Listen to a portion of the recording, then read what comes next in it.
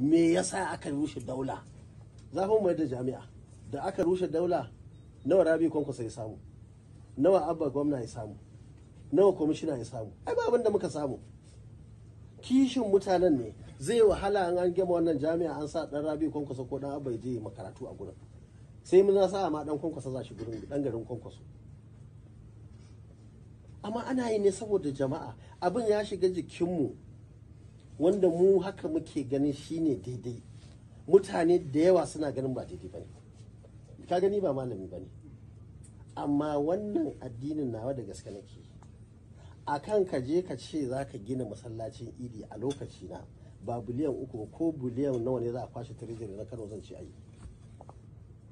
A lokacin da muke da rai da lafiya ana yi da mu. Ka je ka gina masallacin idi ko masallacin juma'a ko kai waɗansu abubuwa. In ma ba za ka gina ba ka bar wa'annan mu tashi mu ƴaƴan nan namu ga suna tasowa mu ban musu. Saboda haka akwai magana ta aƙida. In ka zo ka tara gurin zai kyau, ai wannan shine wani, ai wannan shi ya yi daga 1990 kaza zuwa 2000 kaza, wannan shine yi. Duk magana ce mai kyau. Amma yanda za a zo kuma da yawa mutanenmu ai gashi kullum a cikin yakin al'amura ake. Yanzu malami limami nawa ne ya fito ya ce ginin da aka yi a cikin masallatai ba daidai ba ne? Ai su ya kamata su fara magana, ba ni ba. Ni sai a ce siyasa ce. Amma idan ma to da yawa mutane kace da su ko ga wannan fuloti ko ga wannan abu kaza shikenan sai a shu. Kuma shine muke cikin wannan matsala. Shine kake ganin wa'annan yaran da su suna ganin irin abin da muke gani, kake ganin in sun shiga abin kamar za su sa rayuwarsu akan layi a taka. Saboda haka za a iya yi, zai iya kwamiti, amma dai ni abin da na sani shine ƙwarya sai ta bi ƙwarya.